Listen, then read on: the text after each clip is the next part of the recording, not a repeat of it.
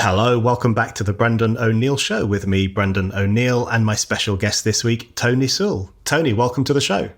Great. I mean, thanks for having me. And, it's a pleasure to be on. Spiked has been something I've followed, over the years. And treat me gently, though. I will. Yeah, well, we're fans of yours as well. We admire your work. And I want to talk to you about your new book, which is a rollicking read. Your new book is Black Success, The Surprising Truth. It takes us on all sorts of journeys. It takes us on a bit of a personal journey in relation to your life from Southeast London right through to the House of Lords and all the good stuff you've done in between in relation to education and improving the lot of underprivileged kids. So there's a lot of stuff packed in there from your personal journey, as well as, of course, a lot of social and political observations and questions and issues as well. So there's a lot to talk about. I think I wanted to start off by asking you, what moved you to write the book? Because even the title of it, Black Success, stands out in an era in which we are encouraged to see Black people as institutionally oppressed and lacking in agency and constantly requiring the assistance of other people in society. Even the title of it is quite jarring, I think, in the contemporary period. So what was it that made you want to write this book and get those ideas out there? I think one of the things was I'm always trying to do things a bit different. I always try and be a bit of a disruptor in some ways. And I wanted really to go after that term because in some ways it's not controversial in the sense that people talk about Black success generally. There's awards and things like that. I actually wanted to kind of go inside it and actually ask the question, what are the reasons behind Black success? And then I said, am I really in this kind of category as well? And one of the things that was intriguing as I was writing was that in my own life and also the characters that I pick up and the movements I've been involved in is that Black success has very little to do with being Black. So there you have your kind of almost your nudge towards the audience to say, well, look, the reader say, well, wait a minute, what's going on here? This is not just, a kind of roll call of great Blacks' achievements over the years. It actually is getting literally under the skin. And that's what really happened. It was just, so the issue of race itself becomes problematic. And then really and truly, it's really pivoted on two things, agency and self-affirmation. And those were the two big things that drove it. So the Windrush is an example of one that we take apart in the book and come up with a different narrative for that. So that's essentially why Black success is not exactly what it seems. Yeah, and I want to get back into some of the details of what you mean by Black success, how you measure it, and why you think it's important to talk about it. One thing that I really liked about the book is that you actually say that the book and possibly your whole life has been about exorcising the ghosts of 1981. And that is a reference to the Brixton riots. Lots of listeners will be familiar with the Brixton riots. Some younger listeners may not be. Who knows? I have the vaguest memories of the Brixton riots. I was a very young kid at the time, but I do remember them. It was the only story in town for a very long time. And you write about them incredibly well. You write about your own personal experience of growing up nearby and having friends in the area and their experiences too. And I wondered, what do you mean by exorcising the ghosts of the Brixton riots of 1981? Why do you think that's an important period in Black British history, I guess, for someone like you to have a reckoning with and to really try to see how things have changed since then? Because really my generation, in a sense, I'm 64, and I think that I look and talk to people now. A lot of them haven't got over that, or say got over it, but that's maybe a bit glib to say got over. What actually happened in 1981 was that it was a reckoning for all young people in a sense, but specifically, I'd say that if a white young person had it bad in 81, Black person had it times 10. I do think, and it was really around those sus laws that really became the pivotal thing there. And I'm no denier of the reality of racism and its effect. It's there. It was there in my parents' experience. It's been there in mine. And what the problem you always have with these things is that once you start trying to understand it in the more complex arena, people don't go with you. They think you are denying it. But that's, we can talk about that. So what then happened was that because of those riots or uprisings or whatever you want to call it in a sense, it was really very much for the Caribbean population. The two things happened. I think my parents did have an encounter with the general white population, and in many ways that was negative. Although in the book I show how they turned that to a positive. But I think for my generation, it was the encounter with the police, the day-to-day encounter with the police. I didn't really have that much myself, but everybody had a story, and it was notoriously bad. What happened is things changed and moved on as they would in history. So, for example, the world of Britain is a completely different place, irrespective of what has happened with police encounters, and it was in 1981. You wouldn't recognize it, yeah? And yet people still don't acknowledge it. Now, what probably has happened psychologically is that a lot of those people around still, haven't got over that, or they haven't moved with that. And so it still hangs there. And also they kind of transfer some of that to their children and to their wider discourse. People are in power. You have MPs, but Bernie Grant, Diane Abbott, these people are in there, and they knew that period as well. And I wonder sometimes whether there is intrinsically a hypocrisy in some of that, because they do know that the world has moved on, but they still don't want to acknowledge it. So that's where that sits. So as you say, straight out of the blocks, I don't go to this sort of so-called post-racial world that it is right in 81 where it was the hardest, yeah? And so that's your starting point. Where are we now as a result of that base, And that's what you've got to measure, And why is it that a generation, some of them have found it difficult to move on? So what I'm actually trying to do in the book, I'm almost, Brendan, and I don't see myself as a psychotherapist, but I'm actually maybe helping that generation a bit to say, well, look, this is how to be free. Yeah, it's not really a struggle here in this sense now. It's kind of you guys realizing that how you be free is actually within yourself, and for your children to realize that as well. Yeah, absolutely. And the people who call you a racism denier have clearly not read anything you've ever written or listened to anything you've ever said. And we'll come on to the people who say that about you in a moment. But it's very clear that you're not a racism denier. And as you say, the book starts with what you describe as the terrible injustices that led to the Brixton riots of 1981, when there were extraordinary injustices faced by black kids and youths and families in London. And that exploded onto the streets. You touched on there, and I think it's a very interesting issue about this idea that things haven't improved. And you mentioned Diane Abbott as one example, but I'm sure there are many others who must know that things have improved, who must know, as someone of your generation knows, that things in Britain in 2024 are not like things in Britain in 1981 for the black community and for other people as well. Do you think that kind of refusal to acknowledge advancements, which you also see in the American context as well, if you look at a writer like Ta-Nehisi Coates or many others, there is this idea that nothing has improved. And then you think to yourself, well, hold on, was the civil rights movement a complete waste of time? Did they make no gains whatsoever? So a kind of fatalism creeps in, that nothing ever gets better, nothing ever improves, so what's the point? Do you think there's a danger there that if we continue making that argument, we will communicate to a younger generation that it's not even worth rising up or having a political campaign because nothing ever really gets better? I think we can go even deeper than that. That's why I quickly start the thing with my mum's journey and her generation. And in fact, things were, even in the misery, even when it was tough, stuff was happening that was on a very positive line.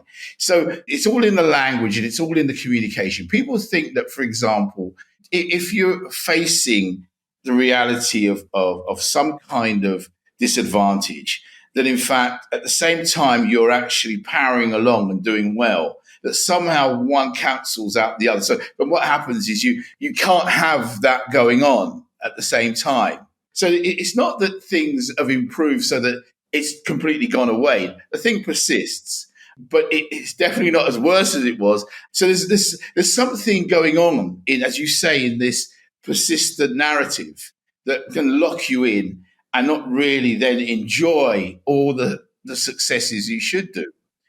The other thing, which is linked to your question, is this thing about happiness. And I did a talk the other day at Oxford, and I said to the audience that I'm probably the happiest black man in the world. I started that off. And it was also, I was like, it's a sin to be happy and to be content as a black person in Britain, somehow you have to have some jeopardy. A black person appears on the TV. Oh, they're going to have some story about somebody who tripped them up. I haven't really, Brendan, got any of those stories for you. It's not that I didn't see or experience any of these races. They didn't hold me up. And worse still, my peers, this is what really hurts me. My white peers in my school definitely had a worse time than I had in a different way. For you to say that is almost complete, how can you talk about working class white kids having a worse time? But it was my experience. I mean, few of them did very well. And they did have a bit of white privilege, but essentially, between myself, my brother, we just drove ourselves straight through this thing. And, that's it. That was our experience.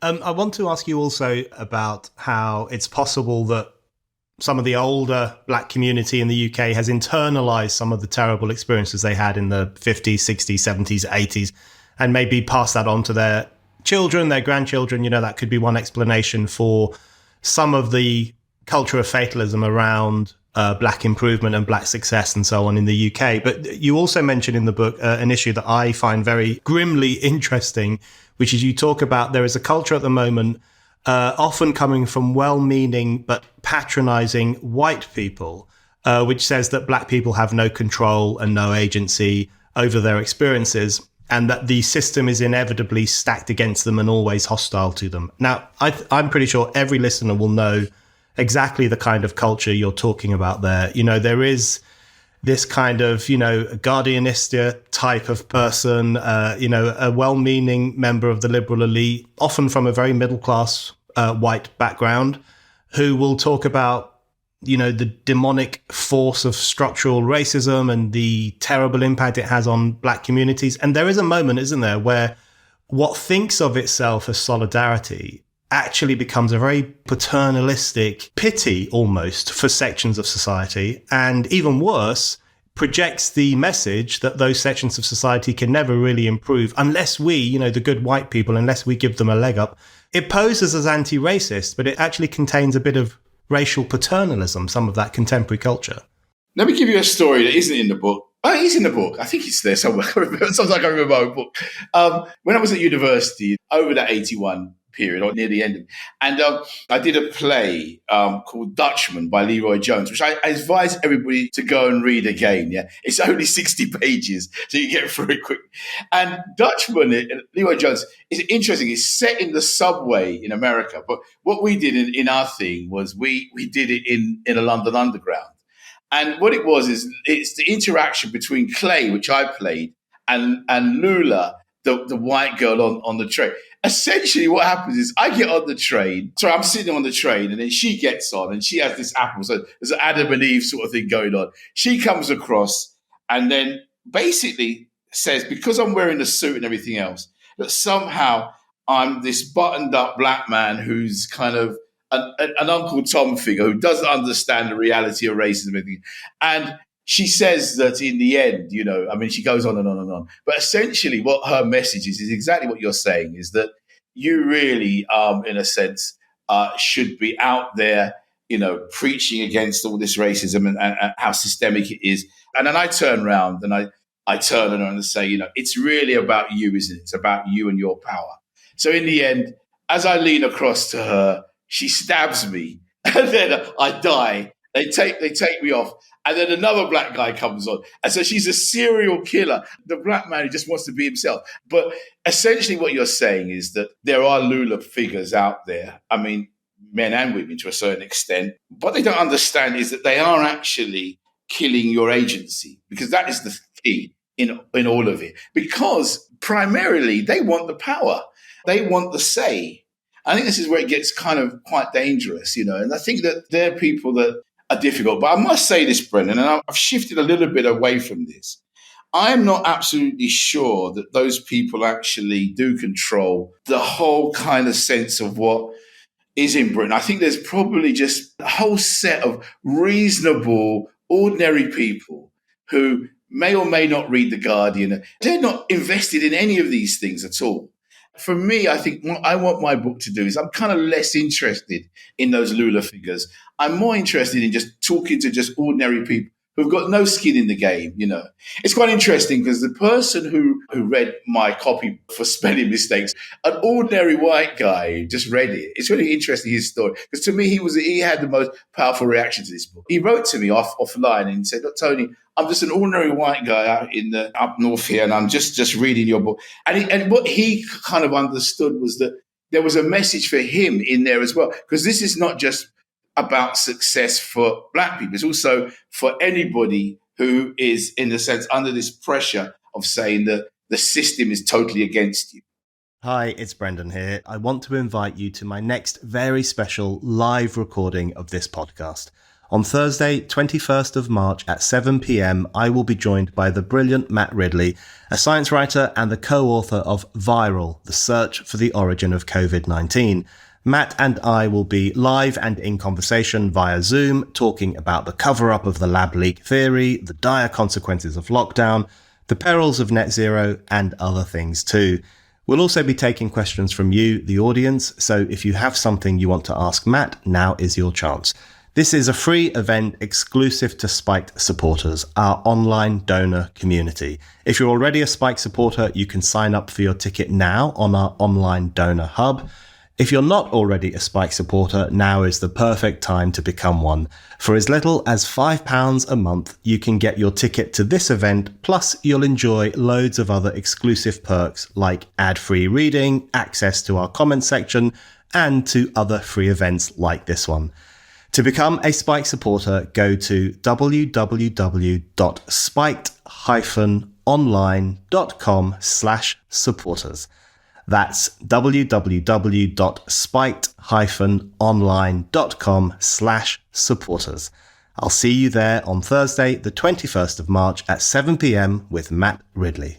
Yeah, absolutely. I think that comes through so clearly in the book that there is this kind of font of reasonableness in this country. And I think that book will strike a chord with lots of those people who have a, very sane, reasonable, wise understanding of the society they live in and the real challenges that do exist and the other challenges that are invented and foisted onto us by people in positions of cultural influence. I think that really comes through well. And in fact, that brings me on to my next question. And I wanted to ask you, just to dig down a little bit into the question of black success and what you mean by it, because there's a really interesting strain in the book where you say the image of black success that we are most often exposed to is black sportsmen or sportswomen and black celebrities. So we have this sense that, the successful black people are on the track and field, they're in the sports arena, or they're on the red carpet. And of course, there are political figures as well who've come from African heritage communities or Caribbean heritage communities.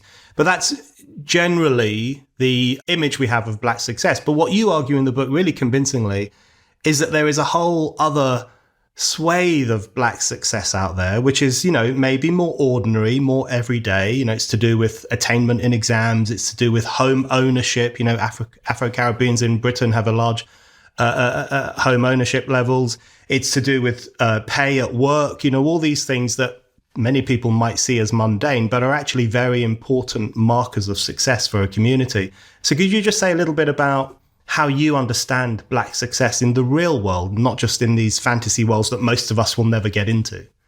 I think the group that really does give us that in clarity, there are two groups. There's the Windrush group that gives us that, but I think that the new Nigerian group that arrives in Britain in around about 2000 in bigger numbers show this, because what they've pinned their success rate is it's almost where they've come from. So in effect, they haven't got the kinds of constraints or the kinds of influences that perhaps those of us who have a longer relationship with Britain, inside Britain, have. For example, I'm very interested to know how Nigerian communities go and live in places where back in the day we thought were very racist spots, but the housing price is just what drives them there. And they just go there and they just do their thing. You know what I mean? There isn't a historic link to a space, so they would occupy that. Also, I do think when it comes to education, they really do see the kinds of, I suppose, the opportunities.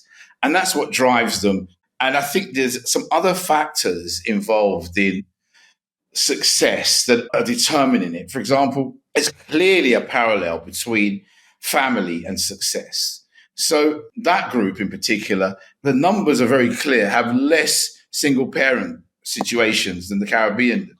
I do think it's a factor because what happens is that their exam success is better than the white group, is better than the African Caribbean group. And it seems to me that there is definitely a link between the fact that they have less single units than the Caribbean group does. And so the determinant for success isn't so much about race because they're in the same classrooms as the Caribbean kids, but the outcomes are different. And so you can't have everybody blobbed up in one thing and saying this is black. It's very much a different outcome. The other thing that I suppose, in a sense, drives the success elements that are not always known are some of the cultural things as well. So in a Nigerian context or a West African context, the hierarchy, I mean, I say this with school kids. If you come from a hierarchical kind of family context where, for example, you might go home and granddad arrives from Lagos or whatever, and he's in the house, the first thing you do as a young Yoruba person or whatever, you would go prostrate down on the ground or go down on one knee as a symbol, as a ritual symbol of acknowledging that the elder is in the house. Yeah. Your respect for older people, for hierarchies, for rituals are embedded in that culture. In the Caribbean context, we don't really have a lot of that. It's very much relational. So a child would go to school and it's all this thing about, well, do I get respect from you? I'm only going to show respect unless you show respect. And that respect word, as you probably know, is constant. We're operating at 60% single parents. You know what I mean? So we can't deny that the black success relates to family structure and how that works. It's just a factor. Yeah. That's another story that your book explains really well. And it's an argument you've been making for some time. And I find it convincing. And I want to come back to it in a moment. That whole question of, the disparities that exist in certain communities or the problems that exist in certain communities. There may be an influencing factor of racism, but there are so many other questions to do with family structure, focus on education, maybe even respect for elders and discipline. Where I grew up in Northwest London, I grew up with kids, most of whose parents were from rural parts of Ireland, and they were very disciplinarian parents. And we were always quite shocked by the English kids, as we refer to them, who seemed to come sometimes from ill-disciplined homes.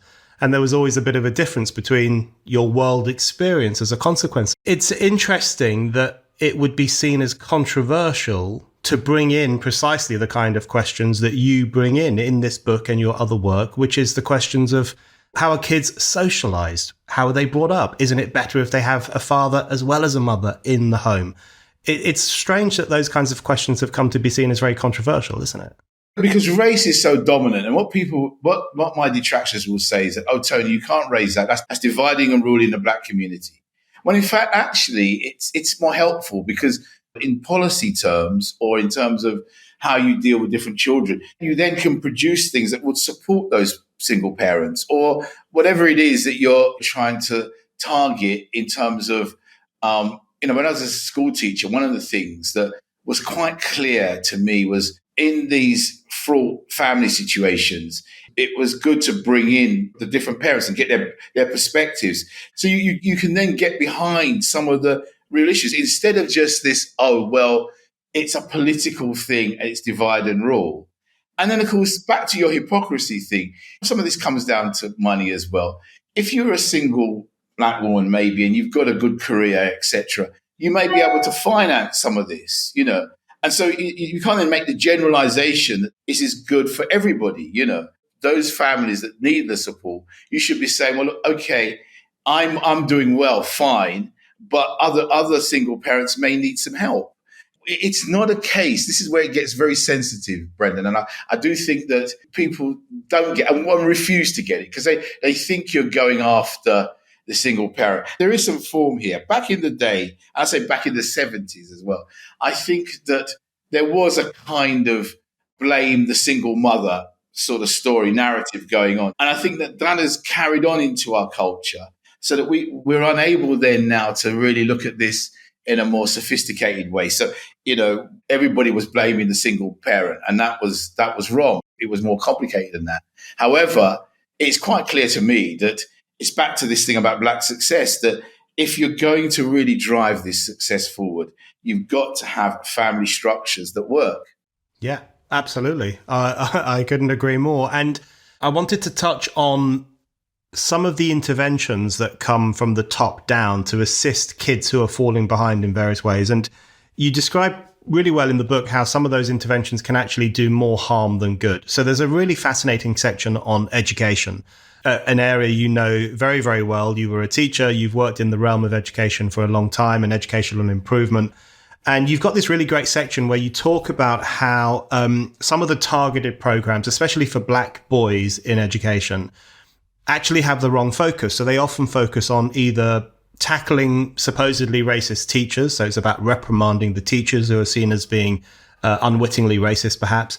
Or it's about raising the self-esteem of Black boys as if they need some kind of, therapeutic elevation, and then everything will be better. But what you say is that a better approach would be to set very high standards for Black boys as well as other kids, and also to focus on core knowledge. What is the knowledge of society that ought to be transmitted to these younger generations through the education system? I fear that increasingly in some realms of education, the emphasis now is on making things relevant to the kid's own experience. So maybe Shakespeare is not relevant, apparently, to a kid whose ancestors are from the West Indies, or who's black-skinned rather than white-skinned. And there is this attempt to bring education down to what I guess the educational blob sees as the ability levels of certain sections of society. And that really does actually sell out Black kids and other kids, doesn't it? I mean, that's why I say that the Black success thing is counterintuitive to the Blackness. So, for example, the whole notion that you must have Black history, you must have Black self-esteem programs, Black mentors, all these kind of things that, in a sense, have no proven really kind of record on outcomes. It can do marginal things, but what it does actually is help the people around it and the political people around it to feel that we're doing something political. And what it does also, it buys into this notion that the white teacher is a total demon. So one of the things is that, and I think this is the biggest one, that Black teachers are the answer to all the problems. So, for example, if you have enough Black teachers in the classroom, it will make the difference. Now, believe me, it is not the color or the background of the teacher. It's the quality of the teaching. As you say, the expectations of those teachers. So, for example, in Hackney, where I worked in the Learning Trust, we did try out lots of these programs and they didn't move the dial. What we then ended up doing was, and I'll be very careful what I say here, I know it's going to go out, but we did end up doing two things. We went for, driven not by myself so much, by Mike Tomlinson and Alan Wood. They had a drive on high expectations. And Hackney was known as the worst education district, not in England, but in Europe. It had that distinct kind of thing. And so they were left with, funny enough, from a Labour government, we were given this 10-year contract. And my bit was to go in and say, what do we do on the African Caribbean end, which was on the floor. And I think that we just said, look, we're going to get rid of some of these poor head teachers. They were crushing it for everybody. So it was a case of rising tides lift all boats. Then you had this great school, which was Mossbourne School, driven by Mike Wiltshire, which was the kind of, the statement of the new academies, which were going to go forward. And his view was simply this, that you just drive that high expectation and it will deliver. But it was more than that. It wasn't just high expectations. I think what we also did in those schools was we had a program really where it was so forensic around the outcomes of those students, trying to drive every single child to these great results. All you had to do was homework. It was kind of expectation. It was very much driving the curriculum. And also we went for numeracy and literacy in the primary schools, core things, tools that you had to win by. And I'll be honest with you, very little Black stuff was done in the end, and the outcomes were tremendous for African Caribbean students. And this is hard for people to get to grips with. I'm speaking to you, funny enough, I'm going to reveal where I am at the moment, but I'm actually in Jamaica at the moment. One of the things there is quite interesting. We have schools that have 98%, 99% teachers who look like me in the classrooms.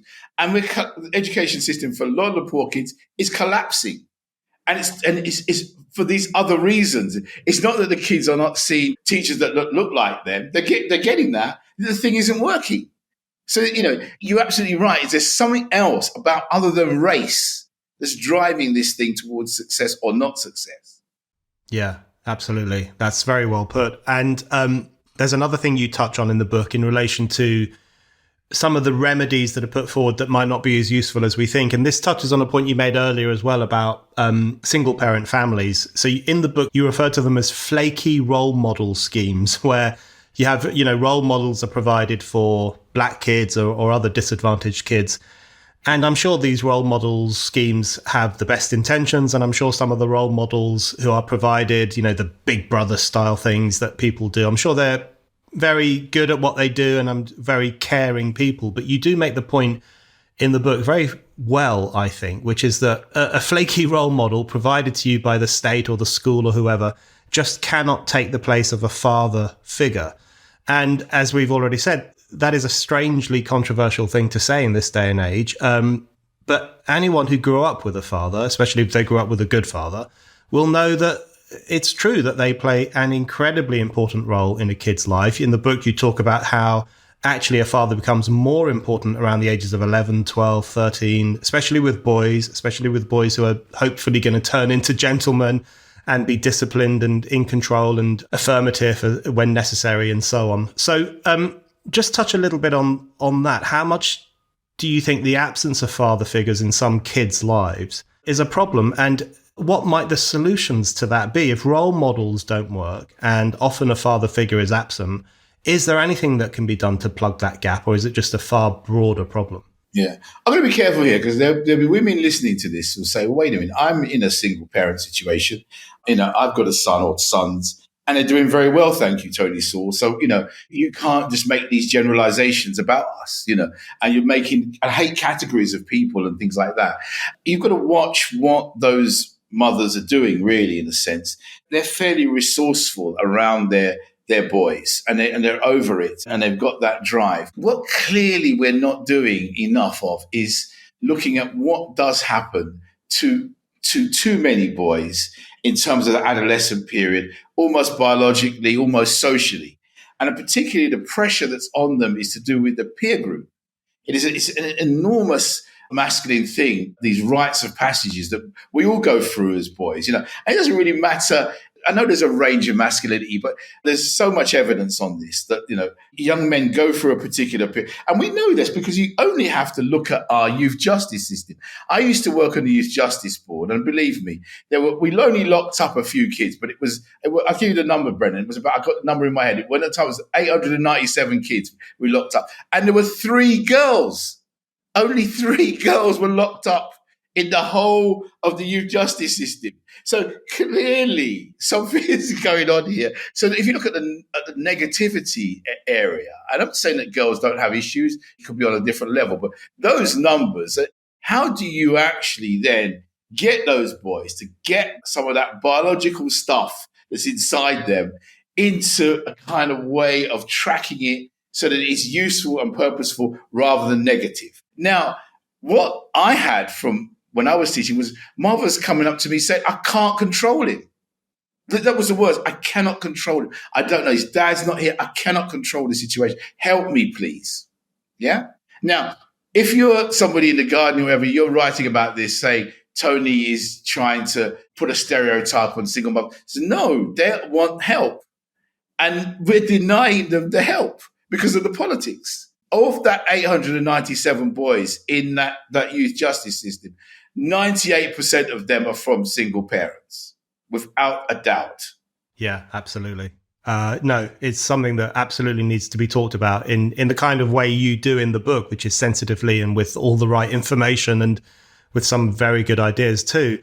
I want to fast forward to events of the past couple of years, and you make this really good contrast in the book which really struck me between the uprising of 1981, the Brixton riots as they are recorded in the history books of 1981, and then the George Floyd fallout and riots and protests of 2020, which were global. This was a police killing that happened in the US, but the protests, of course, were global. And you talk about some of the protests in the UK, and you make this really interesting observation, which is that where the Brixton riots were very much rooted in injustices in Britain that were facing Black Britons, the protests of 2020 were about something else, something much further away, events that we don't really have any control over. And you also make a contrast between the Afro-Caribbean youths who made up the uprisings of the 1980s, especially 1981, the young people involved in the 2020 protests who were very often white, or kids who are about to go off to university and get a good degree and maybe get a good job in the future. I mean, it's so very, very different. What do you think those differences tell us about how anti-racist politics has changed? Because it does seem to be an interesting shift from anti-racist politics as something a bit more forceful and political and focused, as it might have been in the 80s, not to be too Pollyanna-ish about the 1980s or anything like that, and anti-racist politics today, which often seems, as we've been saying, quite paternalistic. It's often led by upper middle class white people, upper middle class Black people. Between 1981 and 2020, what do you think it tells us about how that has changed? I think that for me, I would look at the class differences because we were really poor in those days. You know, I remember that university entrance, 2% of the population went to university. However, it was you could get a free education. You could get all your books paid for. It was great if you got in, but only 2% went, you know. So, whereas obviously when Blair came along, 50%, a big shift. Although that, in terms of the Black population, those students going to the top universities are still low. What I suppose you've got really is a difference in the shift of a politics that says that basically, even though it's not in my experience, and it could be that I encounter police or whatever, it's very much a political identity kind of thing going on here, which I don't think we had in 81. I think what we had was not much food. I must remember everybody was skinny in the 1970s because there's nothing to eat. I mean, and then at the same time, you had this overt racism that was coming to you in the 70s. It was just so overt. You couldn't miss it. It was just right in you. So you had all of that. And then this, I make the distinction between the Diana Ross song, which was coming out. And I always, maybe my ears are, I always thought she said coming up, but it's actually coming out. So what happened was that when I watched on the TV and watching this, these kids who were fairly middle class, really, on these protests, yeah, nothing like what we had in other. And it was St. Martin's in the Fields, the kind of up the steps. So this guy was playing the song, going up the steps. And I thought, no, what you wanted to do was talk about not coming out, but coming up, because coming up is about social mobility. That's the new challenge that we face now in Britain, how to actually go into STEM, how to get a better job, how to kind of get yourself out of poverty. Not this, I'm coming out, I'm more Black than you, or whatever it is, or I've read this book in America, and so therefore I found myself, as it were. Well, you want to find a job, you want to find a career. And so the challenge was then, that means you have to get qualifications. That means, so it's a much more pragmatic kind of thing, I think, that coming up is about. Rather than coming out is this more and more identity stuff, which I don't know whether it takes us anywhere, really. It tends to be very circular and it lands in so many different areas. I think the other thing about the identity thing is that it doesn't allow for what I think is essentially the most important thing, is it's so anti-British. These are British-born young people who have no pride in actually where they're born. So that your identity is outside, it's somewhere else. It's this decolonization project. Whereas in fact, maybe that, you know, if you did take a look, you know, there's so much that is actually positive in your experience, but you're not seeing that because you're taking down this other journey. Yeah, absolutely. I think that is one of the key problems with identity politics, which is not only that it is divisive very often, splitting people into different fixed groups, but also that it encourages this sense of loathing, really, for one's own society. The loathing of the Britishness, the two things are linked. You loathe the country, you loathe yourself. It actually is not the case in the United States. African Americans actually do like being American. Believe me, they might tell you that, but they are. And I think sometimes primarily they're, even the poorer ones, they are America first in inverted commas, you know. Whereas here, I get a sense that people are still kind of skeptical about being British and claiming that. And I think that's the thing that I want to challenge, that Black success really in the end is about embracing that. So, in fact, taking Shakespeare for yourself. He's yours. It doesn't belong to white people. It belongs to everybody. If you believe in this human condition, that the unity is yours, you know. And not telling somebody, oh, he's got to be replaced by somebody else. Hi, it's Brendan here. I just wanted to remind you that you can still buy my book. It's called A Heretic's Manifesto, Essays on the Unsayable. And I've really been blown away by the response to it from readers, reviewers, Spike supporters. People really like this book, and I think you're going to like it too. It covers all the insanities of our time, from climate change hysteria through to COVID authoritarianism, through to the trans ideology. And it basically makes the case for more freedom of speech, more debate, and more heretical thinking to challenge the conformism of our times. So what are you waiting for? Go to Amazon right now and order my book, A Heretic's Manifesto, Essays on the Unsayable. And now, on with the show. Yeah, I always think of the great line from W.E.B. Du Bois, who said, I sit with Shakespeare and he winces not. And, you know, that's the message you want to get through to today. You know, Shakespeare is for everyone. And those universal beliefs and universal ideas are far preferable, I think, to the identitarian stuff that we've seen recently. Tony, I just wanted to ask you, just to draw it to a close, I wanted to ask you about the Commission on Race and Ethnic Disparities. This is a major thing that came out of the events of 2020. You were commissioned by Boris Johnson's government to chair this commission and to look at, are there race and ethnic disparities in Britain and what are the causes of them? And you write about this in your book. So anyone who's interested in the commission and what happened with it should absolutely read your book as well.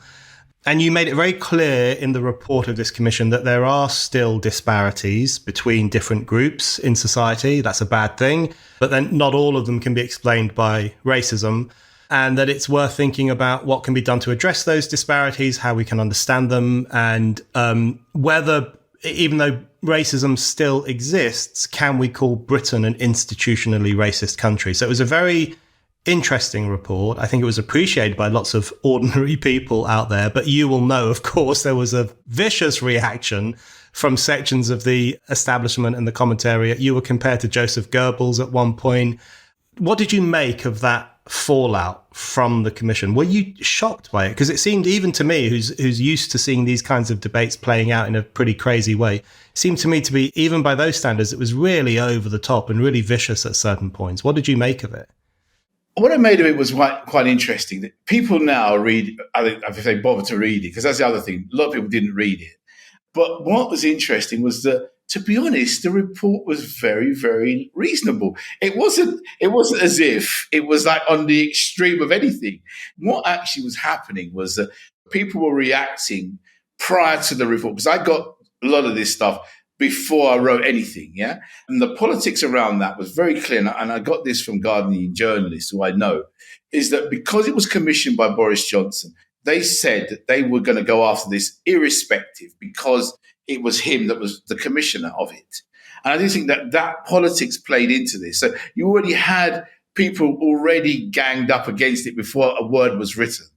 And I think what then happens with these things is that you come out with something that just follows the data, what they wanted you to say. And this is another thing, Brendan, that people don't want to hear this, but we never did say institutional racism.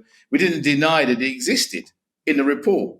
We mentioned it, but we was nowhere in the report, anywhere does it say that institutional racism doesn't exist. We didn't say it did exist and there's all this evidence for it, but we didn't deny it. And this is where the journalists kind of have to take a lot of blame. They just wanted to run with this caricature of the report against something else. And I think that's really where the problems for the communication of the report happened, that people had already made their mind up and they were going for it. The other issue in the report, this is much more positive, is that there were so many recommendations in there that dealt with the structural racism in the society. There's a whole list of them that was totally ignored. So everybody was drunk on George Floyd and all these other things, black screens and everything else. And people were just rushing to cancel or condemn anything that didn't seem to go along with that line. Yeah. And I think that duly a lot of people are embarrassed by this, because if you look at it, very, very reasonable. In fact, to be honest, I think we should have gone a bit further in some of the things, but we didn't, And so I think that that's there. But for me, one of the key outcomes of the report for me was it did land in this whole area of geography. There's some recent report that's just come out about Wales, saying that post-16 outcomes in Wales are the worst in the country at the moment. The problem we had in the report was that because everybody was invested in this whole idea that if you are black, you just have the worst outcomes on every single level. They wouldn't allow for any other variation of the theme. So, in England, basically, the mortality rates for white people are much higher than black people. In the health service, for example, there is, in terms of employment, 40% of those people working in the health service are doctors of an Asian background, And what the report did was tear up this whole idea of BAME, this whole idea of black, Asian, minority, ethnic. The outcome of a Bradford taxi driver from a Muslim background is a world away from the life and the outcomes of an Indian doctor in Harrow. Yet they're categorized as the same thing. So what we did, we broke that all up, we disrupted it. And I think that what that report should be looking at, and left and right should see it as a disruptor of the narrative. That's what you've got to see it as. Boris Johnson had nothing to do with my outcome on my report. He commissioned it and then signed it off at the end. And that was good for him that he did that. He wasn't behind it or anything like that. But the politics of it was the reason why we were held to their strange fire. And I think that that's a shame on our journalistic community. You should know better. Absolutely. I couldn't agree more. And I think disrupting the narrative was essential. And especially, as you say, in relation to the idea of BAME, BAME, because I think the useful thing about disrupting an idea like that is precisely that you can bring in the different class experiences that people have in society, the different family experiences, the different community experiences. And I remember a day long, long ago when the left would have welcomed the reintroduction of class differentials, community differentials. These are important things to understand and to talk about. Okay, Tony, my last question for you is just on the question of agency. You talk about agency a lot. It's one of my favorite words. I think agency is a very good thing. I do worry that we live in an era of anti-agency. People are encouraged to not take responsibility for their lives or their decisions, to play the woe is me card, and to see themselves as victims and as always in pain and suffering from the pain of history and the pain of the past experiences. They're encouraged to see themselves as lacking agency. I think some people embrace that as a bit of a comfort blanket because then they don't have to take charge of their lives. So there is a real problem going on there. So I just wonder what you think society can do to help restore agency, or is that a contradiction in terms? Is there a danger that if we build too much scaffolding around people to try and make them more aware of their agency, that we actually undermine their agency? How do you think we get that balance right? I'll try to in this talk give you things from real examples. Take young people. I just think that part of the education system should be, and that's what you do get in some schools, a good one, is to teach children, it might be a contradiction here, teach children how to have agency. Yeah. So, for example, I did a program called Learning to Succeed. I got funding from a teacher union, NSWT fund. They've gone to the left now. I don't know what's wrong. But the problem we had in some of those schools back in the sort of mid-90s was still this issue of African Caribbean boys doing badly. So what we tried to do is to say, look, okay, how about getting the children to manage your teachers rather than the teachers manage you? So we came up with these 3 skills that we taught the kids. One was the giving it skill. Now that is where you're down the corridor, the teacher's calling you out, but he's called the wrong person. So the teacher then blasts you. Now the normal reaction would be that the kid goes back to the teacher and they haven't got the power. So straight to the head teacher and then they get excluded. So what we did a before and after thing with film. So that we taught the kids how to do the giving it. Then there was the taking it skill, how to take the stuff. And then of course their interactions with each other. They couldn't work out their differences. The word your mum or whatever came up would then immediately cause violence. So how do you work that all out? They loved it. We made these films and they did the before and after. And then they said, right, go and try that out on your teachers. Yeah. Now, a lot of the teachers didn't like what we were doing in the schools, but the head teacher allowed this to happen. And we did it in about 10 schools. And believe me, Brendan, the rate of African Caribbean exclusions did go down. I must admit, there was one example where it didn't work, where I remember this girl. She's actually now at Oxford. Well, at that time, she was Oxford. She's now working in a big corporate. But by the time I saw her outside the head teacher's office, I said, Jennifer, what are you doing out here? And she said, well, Dr. Sewell, I tried to give it skill. Then I tried to take it out. Then I tried to work it out. Then I got confused. So I just told the teacher to fuck off. And so it didn't work. However, I'd say that with that caveat, back to your point about agency, that in fact, teaching the children how to manage their institution, it's not a cop-out. It's not to say that the schools or the teachers are not racist or that there's not problems inside the school.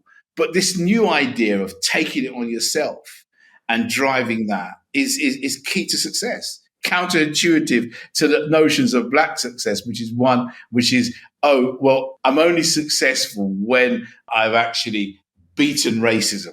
That's when you're defined as successful. Whereas in fact, what I'm trying to say is that it's when you realize how to be free, when you realize your own agency, that's when you get the success. Tony, thank you very much. Thank you.